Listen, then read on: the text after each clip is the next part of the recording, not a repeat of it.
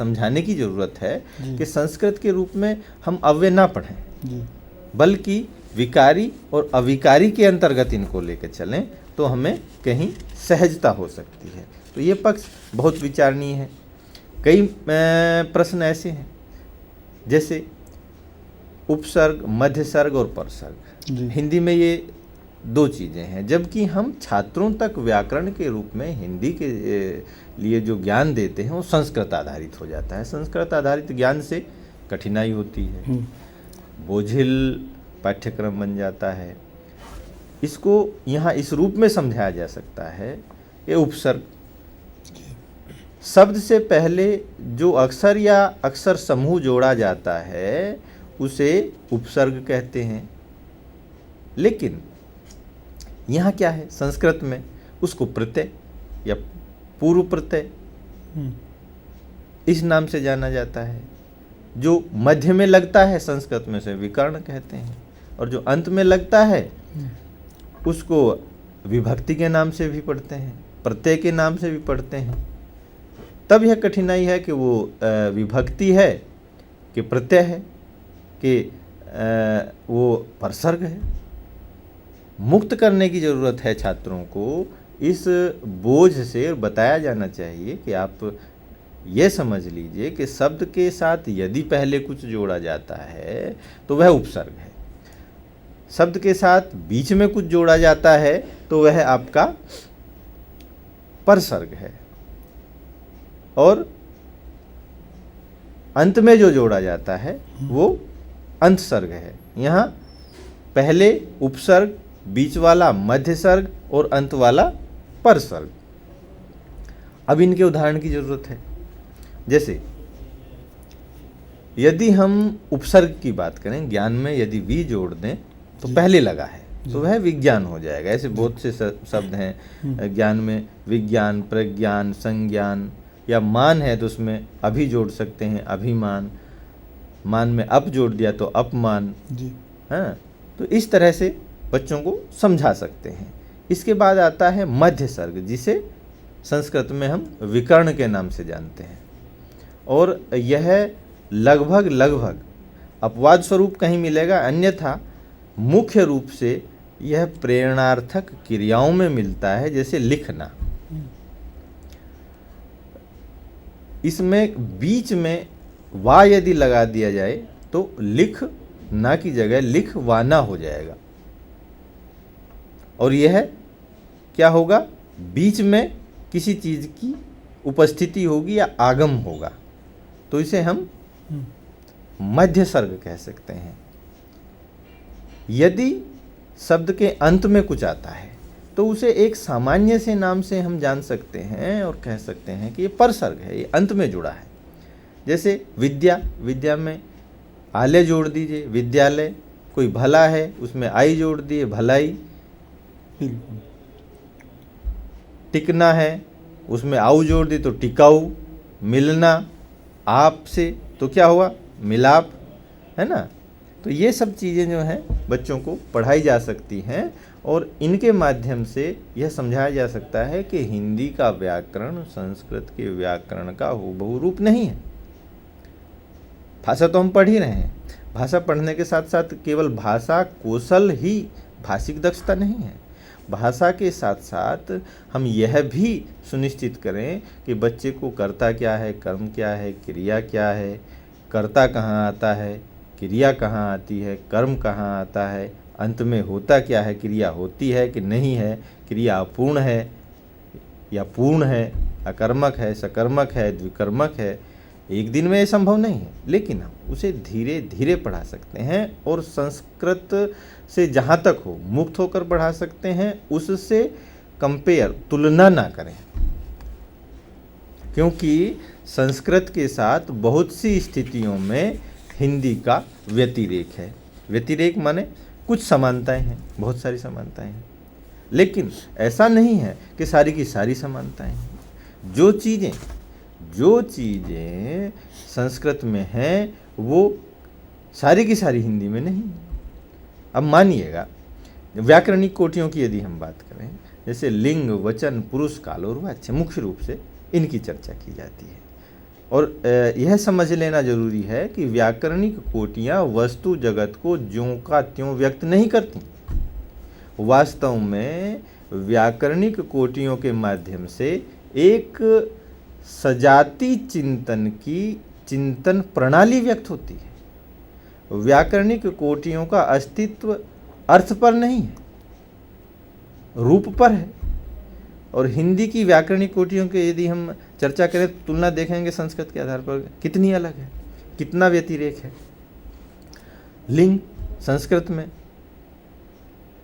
3 है और हिंदी में 2 है। तो रूप रचना के आधार पर जो है हिंदी का जो लिंग है संस्कृत के लिंग से अलग हो गया। तो हमें यह बच्चों तक ले जाना चाहिए कि हिंदी का व्याकरण संस्कृत के व्याकरण की अपेक्षा छोटा हो गया, बड़ा नहीं हुआ। तो ये बताते हैं कि हिंदी का व्याकरण पढ़ने में कठिनाई होती है। हिंदी का व्याकरण या भाषा को पढ़ने में संस्कृत की अपेक्षा या विश्व की किसी भी भाषा की अपेक्षा सबसे सहजता भी रहती है, सबसे सरलता भी रहती है और सबसे अधिक संप्रेषणीयता उसमें रहती है। इसके साथ साथ जो बोधगम्यता, जिसे राग तत्व भी कभी कभी उस नाम से भी जाना जाता है, जो राग तत्व हिंदी में है संस्कृत में है वो ठीक है। संस्कृत सबसे अधिक गेय भाषा के रूप में जानी जाती है, लेकिन हिंदी जो है उसका भी अपना विशेष महत्व है और उसका जो राग तत्व है वह भी अपने आप में अद्वितीय है और विश्व की अन्य भाषाओं से ज़्यादा प्रभावी है। यही कारण है कि हिंदी बोलने समझने वालों की संख्या इस समय बिना किसी सरकार या किसी व्यक्ति या संगठन के प्रयास के स्वयं अपने आप सभी धर्मों में सभी जगह पर ज़्यादा व्यापक हो रही है ना। कारण कि उसके व्याकरणिक कोटियाँ जो जटिलता है वह कम है। अब हम विभक्तियों की बात करें, चलिए वचन की बात कर लेते हैं। हिंदी में वचन भी 2 हैं, एक वचन और बहुवचन। संस्कृत में 3 है, एक वचन, द्विवचन और बहुवचन। तो यहाँ भी संस्कृत के अपेक्षा हिंदी का व्याकरण जो है छोटा हो गया, सरल भी हो गया। यह बच्चों को बताने की ज़रूरत है, समझने की ज़रूरत है। बिल्कुल इससे डरने की ज़रूरत नहीं है। यह इतना सहज और रोचक विषय है कि यह कविता से ज़्यादा आनंद प्रदान करता है यदि हम उसे आत्मसात करते हुए, उसे मनोयोग के साथ, उसे समझने के दृष्टिकोण से यदि हम ग्रहण करते हैं तो हिंदी का जो व्याकरण है वह काव्य से अधिक आनंद हमें दे सकता है। इसके लिए ज़रूरी है कि हम सहज भाव से उसको पढ़ें। लेकिन कई बार भ्रांतियाँ फैलाई जाती हैं, साहब ये कठिन हो जाएगा, इसकी कठिनता से जो है मैं अगर व्याकरण समझाएंगे तो बच्चे हिंदी नहीं पढ़ेंगे। मैं कहता हूँ कि बच्चों को भाषा सीखने के लिए व्याकरण की कोई अपेक्षा नहीं, ये तो सही बात है। लेकिन भाषा की संरचनात्मक समझ पैदा करने के लिए, बोध पैदा करने के लिए ज़रूरी है। और अध्यापक के लिए तो यूँ ज़रूरी है कि यदि कोई छात्र किन्हीं कारणों से किसी प्रश्न के संदर्भ में उलझ जाए या समझना चाहे, मान लो 2 चीज़ें, दो प्रकार के विभाजन होते हैं। एक संज्ञा है, संज्ञा पदबंध है, और एक क्रिया पदबंध है ना। राम पुस्तक पढ़ता है, तो यहाँ राम भी संज्ञा पदबंध है और पुस्तक भी संज्ञा पदबंध है और पढ़ता है वो क्रिया पदबंध है। जब दोनों संज्ञा हैं तो कर्ता कौन है, कर्म कौन है, ये समस्या होगी। तो उसे समझने के लिए ज़रूरी है कि हमें पता होना चाहिए कि कर्ता और कर्म की परिभाषा क्या है। तो ये छोटी छोटी बातें हैं, यदि हम बड़े सहज रूप में समझा देंगे तो बच्चा समझ जाएगा।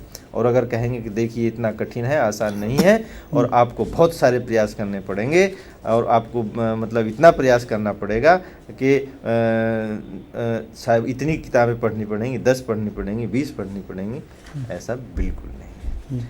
संस्कृत हिंदी का व्याकरण बहुत सरल है, छोटा है, उसे समझने की, सरल रूप में बताए जाने की ज़रूरत है। और अगर मान लो कि अध्यापक के पास कोई ऐसी पुस्तक है जो सरल है तो उसको बच्चों तक पहुंचाएं। हमें भी, यानी कि अध्यापकों को भी यह मान लेना चाहिए कि बच्चा किसी भी चीज़ से अनभिज्ञ हो सकता है।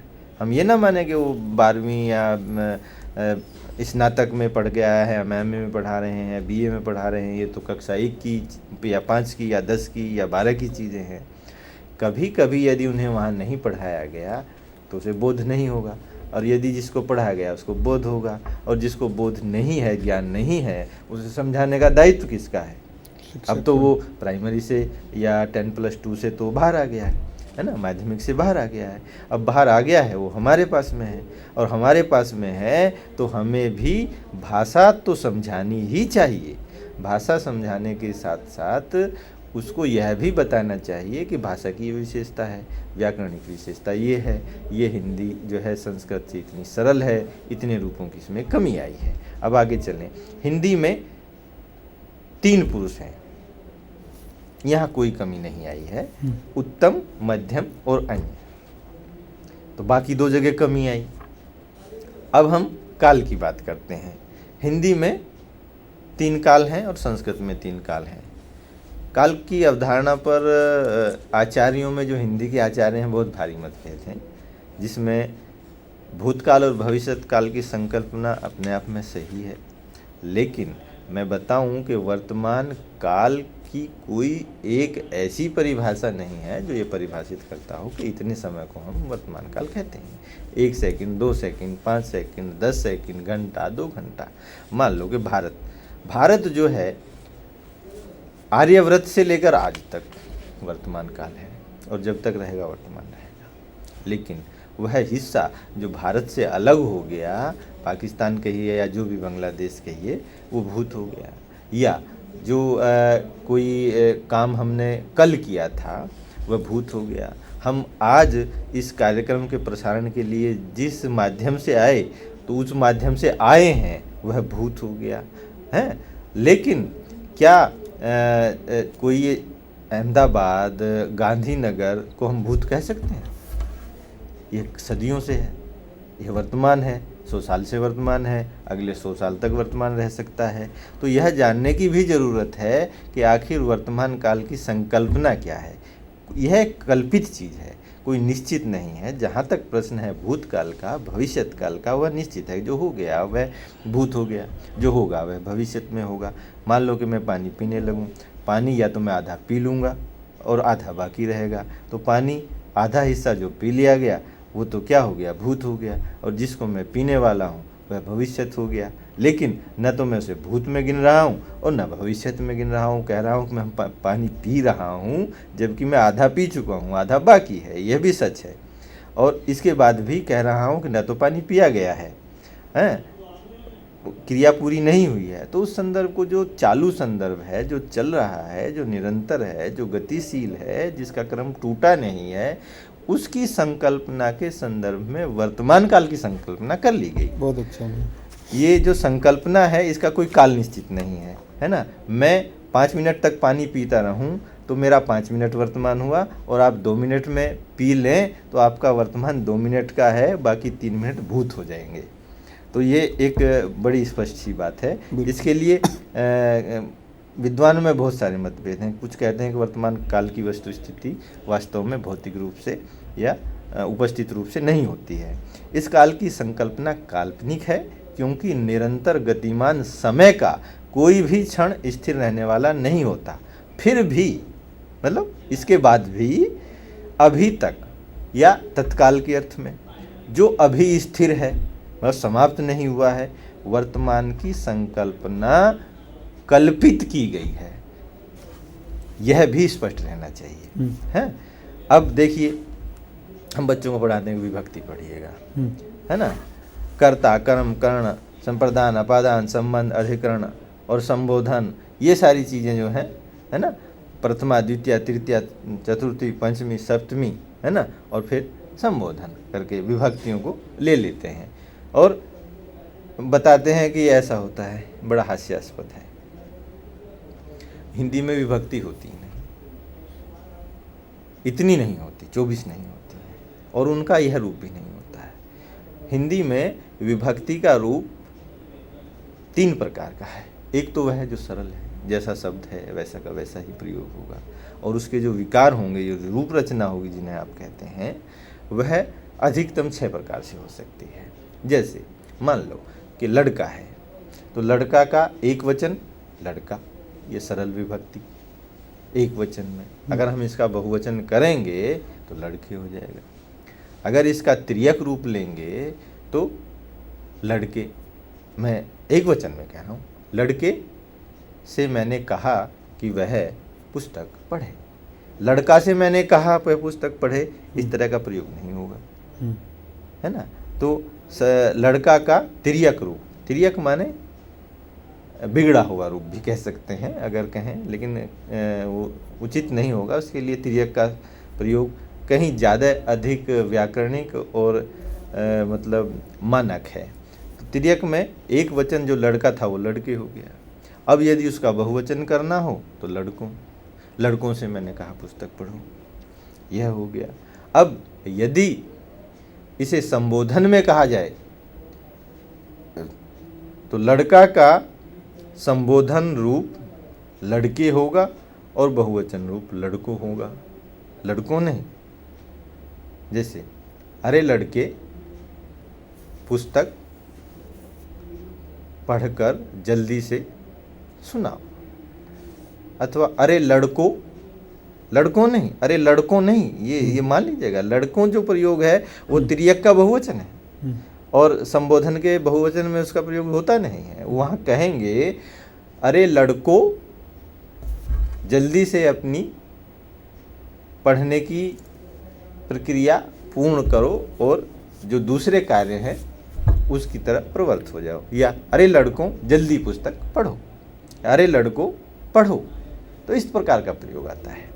तो यहाँ कितना बने। अब इसके अतिरिक्त कोई रूप रचना करके दिखाइए, कोई रूप रचना नहीं हो सकती है। यानी कि 6 से अधिक लड़के के रूप नहीं बन सकते हैं। तब हम कैसे मान लें कि जो है विभक्तियाँ जो है